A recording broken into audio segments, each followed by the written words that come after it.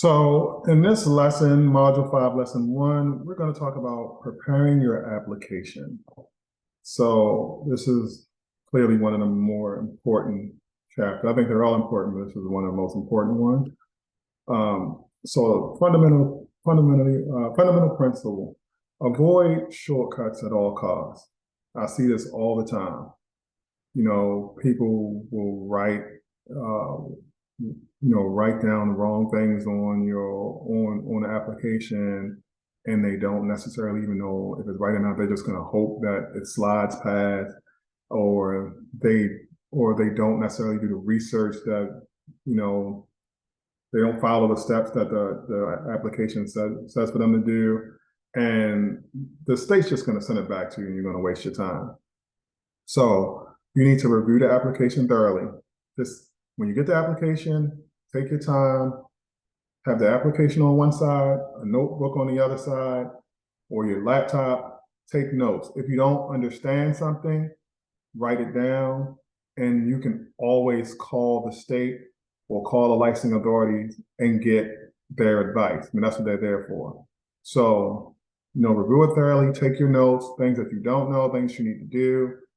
Then you have to follow the instructions precisely. If it says we need a hand-drawn map of the first floor, then you need to do that. You can't give them a written description of it. And if you don't understand something, like I said, just call. Utilize a document checklist. So these applications, they'll have checklists that's attached to them. And then they make it easy for you. Easy enough. Just go down a checklist, see which ones that you can knock out and when, and just knock out what you can, and then check them off.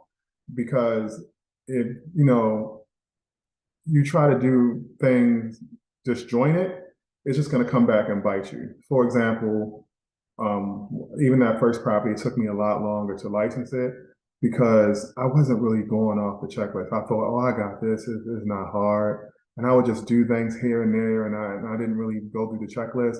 And really, I turned in the application. They sent it right back to me. They sent it back saying, "Oh, your application is incomplete, or you're missing some items that we said we needed." And they're not going to come out and see a property until they have a completed application. A lot of times, people will send in an application and say, "Oh, I sent it in. Can I just give you the documents when you come?" They're going to tell you, "No, like we need these before we even come out, schedule to come out to see a property." And then it's always good to just seek expert guidance, like with a consultant, with me or another consultant.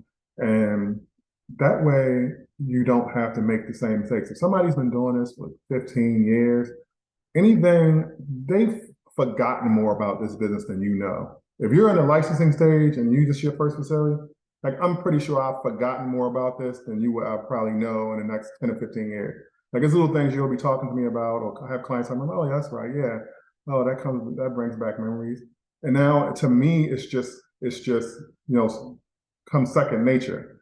So, and speak to someone where these little things just is second nature to them. Whether it's a consultant or you can go to the state. A lot of times the state will talk to you, and sometimes they'll shoo you away. They'll say, "Oh, it's written in documentation." And just like any licensing authority, you get people that aren't friendly, but if you can't find nice people, just try to hire a consultant to work with. It'll be worth it because you'll save your time. It'll save you money and time. So upload application for reference. So upload it to a shared platform like Google Documents. So this is important. I learned this too.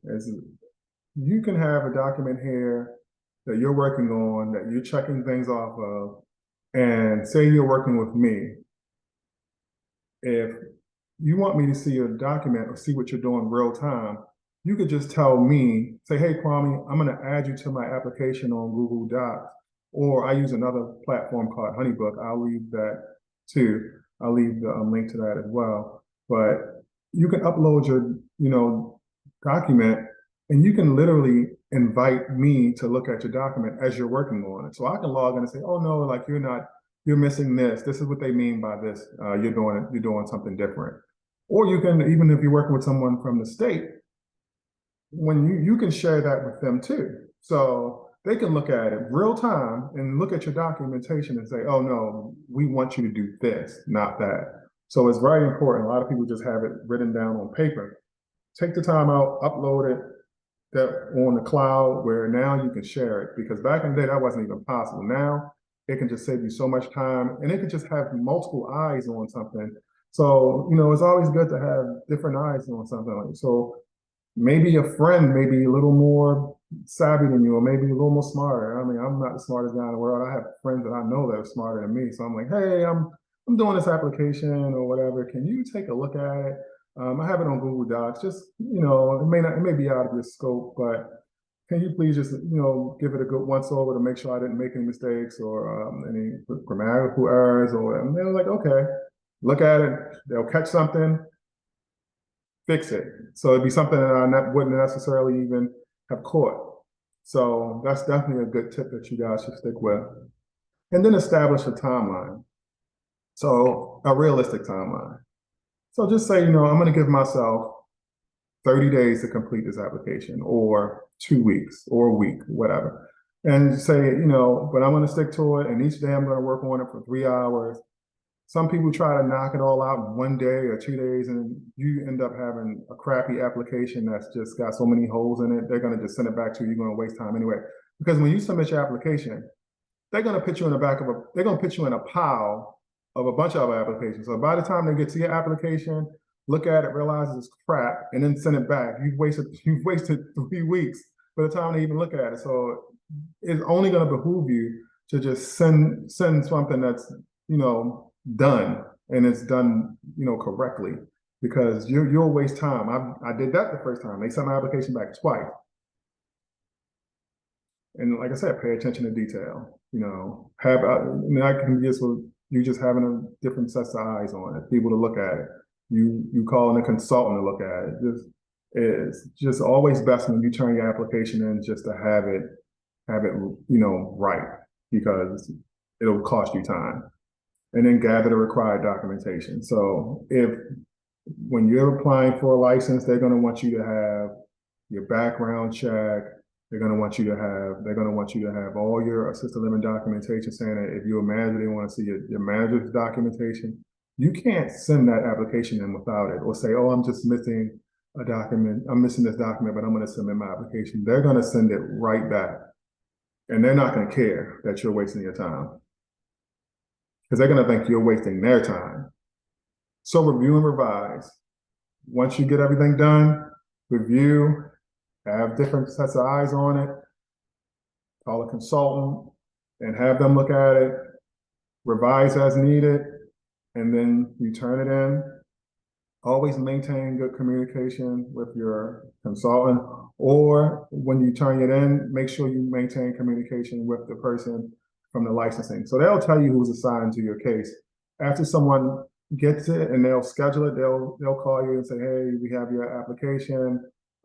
Your surveyor will be this person, and she'll get you on a schedule. And if anything you want to change, so you got your application in, and if you want to actually ask questions about your actual facility, like, before you come, do you think I need this kind of headboard or that kind of headboard, or do I need my lock boxes in the drawer, or can I have them on top of the dresser? If we suggest, so that way you can at least get to know the person that's coming to look at your facility, and it's a way to kind of build a rapport, and what kind of things they're going to be looking for. It won't hurt to ask, because when they come out, they'll tell you what they want anyway, and then they'll leave. If you fail, they'll leave and have to put you back in the back of the line and schedule you to come out again. So try to submit ahead of deadlines just to stay ahead of the game. So they'll give you a time frame and say, okay, we looked at your application, you're missing a document, we sent the documentation back, you have 2 weeks to submit the application again with the correct documentation. Make sure you submit it ahead of time, because if you try to wait to the last minute, something happens, now you got to go way in the back of the line again, and then you're just costing yourself time. and then prepare for inspection. So, we talked about that just now. Your site visits are very important. That's gonna be, the last step for you. So when that inspector comes to your facility, when they leave out, they expect someone to be able to move right in. So just imagine, I have clients that say, "Oh, I'm going to wait to get curtains. I'm going to wait to get this. I'm going to wait to get that." And I said, they're never going to approve you without these basic things. It says it first off, it says it in the documentation what you need in the rule book, the COMA, what you need. Secondly, they're not going to hold you to your word, and they're not going to say, "Oh, seems like a trustworthy person." You're going to get beds in the facility and curtains and toiletries. They want to see a house fully ready to move in the second they give you that paperwork saying you passed. So if your house is not like that, if you wouldn't live in that house, if you wouldn't have someone live in that house or yourself, if you're missing sheets and blankets and toiletries and towels and toothpaste and that little stuff they're going to look for. So if you don't have all of that, do not schedule your appointment. Do not schedule your inspection, because they'll come out and then it's going to give you it's going to put a bad taste in their mouth with your business. So they're going to think that, okay, this person's so cheap that they want me to give them a license and they don't even have towels and washcloths and toiletries in here for clients to move in. So now you're going to be on the radar, like, okay, this person's a cheapskate. They're going to be cheap when they get clients in here.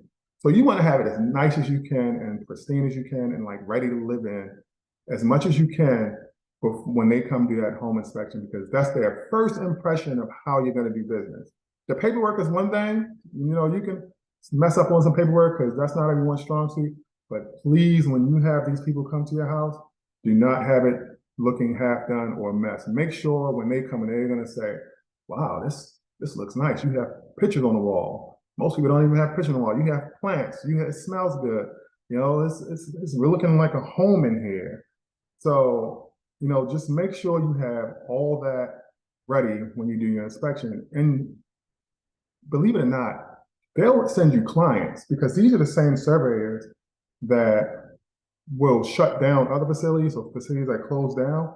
They will be the same people that will say, "Oh, I know a nice facility on this side of town that I surveyed last year. I wonder if they have any beds, because this place is closing down and we need a place to send some of these residents." They'll call you.